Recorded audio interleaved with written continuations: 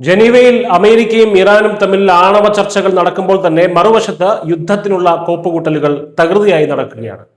ചർച്ചകൾ ഒരു വഴിക്ക് നടക്കുന്നുണ്ടെങ്കിലും കാര്യങ്ങൾ കൈവിട്ടു പോകുകയാണെന്നാണ് സൂചന. കഴിഞ്ഞ 24 മണിക്കൂറിനുള്ളിൽ മാത്രം ഡസൻ കണക്കിന് അമേരിക്കൻ പോർ വിമാനങ്ങളാണ് മിഡിൽ ഈസ്റ്റിലേക്ക് കുതിച്ചെത്തിയിരിക്കുന്നത്. US വൈസ് പ്രസിഡന്റ് JD വാൻസിന്റെ വാക്കുകളിൽ നിന്ന് തന്നെ ചിത്രം വളരെ വ്യക്തമാണ്. ചർച്ചകളിൽ നേരിയ പുരോഗതി ഉണ്ടെന്ന് അദ്ദേഹം പറയുന്നുണ്ടെങ്കിലും അമേരിക്കൻ പ്രസിഡന്റ് ഡൊണാൾഡ് ട്രംപ് വരച്ച ചുവപ്പ് രേഖകൾ, അതായത് ഡെഡ് ലൈനുകൾ, അതായത് മുന്നറിയിപ്പുകൾ അംഗീകരിക്കാൻ ഇറാൻ ഇതുവരെ തയ്യാറായിട്ടില്ല. ഇറാൻ ഒരു കാരണവശാലും ആണവായുധം നേടാൻ പാടില്ല എന്നതാണ് ട്രംപിന്റെ കർശന നിലപാട്. എന്നാൽ ഇസ്രായേലിന്റെ രഹസ്യാന്വേഷണ വിഭാഗം കരുതുന്നത് മറ്റൊന്നാണ്. ഈ ചർച്ചകൾ വെറും ഒരു പുകമറ മാത്രമാണെന്നും യഥാർത്ഥത്തിൽ അമേരിക്ക ഇറാനെ ആക്രമിക്കാൻ തയ്യാറെടുക്കുകയാണെന്നുമാണ് ഇസ്രായേൽ വിശ്വസിക്കുന്നത്. നയതന്ത്രം പരാജയപ്പെട്ടു എന്ന് ലോകത്തെ ബോധ്യപ്പെടുത്തി ആക്രമണത്തിന് നിയമസാധ്യത നേടാനാണ് ട്രംപിന്റെ നീക്കമെന്നാണ് റിപ്പോർട്ടുകൾ.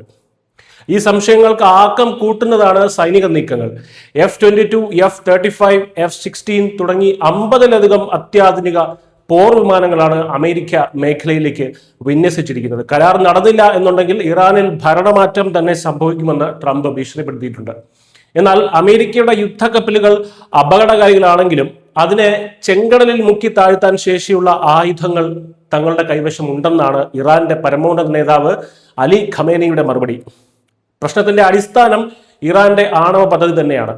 ആയുധം നിർമ്മിക്കാൻ ആവശ്യമായ 90% യുറേനിയം ശുദ്ധീകരണത്തിലേക്ക് ഇറാൻ അടുത്തു കഴിഞ്ഞു എന്നാണ് വിവരങ്ങൾ. നിലവിൽ അവർ 60% വരെ എത്തിയിട്ടുണ്ട്. തങ്ങൾ ആണവായുധം ആഗ്രഹിക്കുന്നില്ല എന്നും സമാധാനപരമായ ആവശ്യങ്ങൾക്കാണ് ഇത് ഉപയോഗിക്കുന്നതെന്നുമാണ് ഇറാൻ പ്രസിഡന്റ് മസൂദ് പെസ്കേഷ്യൻ പറയുന്നത്. എന്നാൽ അന്താരാഷ്ട്ര പരിശോധകരെ തടയുന്നതും ബാലിസ്റ്റിക് മിസൈൽ ശേഷി വർദ്ധിപ്പിക്കുന്നതും ഒക്കെ തന്നെ ലോകത്തിൽ മറ്റു ലോകരാഷ്ട്രങ്ങളിൽ സംശയമുണർത്തുന്നുണ്ട്. അടുത്ത 2 ആഴ്ചയ്ക്കുള്ളിൽ പുതിയ നിർദ്ദേശങ്ങൾ സമർപ്പിക്കാമെന്നാണ് ഇറാൻ സമ്മതിച്ചിട്ടുള്ളത്. വിജയസാധ്യത പക്ഷേ തീരെ കുറവാണ്. ചുരുക്കത്തിൽ ജനീവയിലെ ചർച്ചാമേശയിലല്ല, മറിച്ച് യുദ്ധക്കളത്തിലെ ഒരുക്കങ്ങളിലാണ് ഇപ്പോൾ ഇരുവിഭാഗവും ശ്രദ്ധ കേന്ദ്രീകരിക്കുന്നത്. നയതന്ത്രം പരാജയപ്പെട്ടെന്ന് ട്രംപ് പ്രഖ്യാപിച്ചാൽ മധ്യപൂർവേഷ്യ വീണ്ടും ഒരു വലിയ യുദ്ധത്തിലേക്ക് വഴുതി വീഴാനുള്ള സാധ്യത വളരെ കൂടുതലാണ്. അടുത്ത 2 ആഴ്ച നിർണായകമാണ്. News desk Malayalam.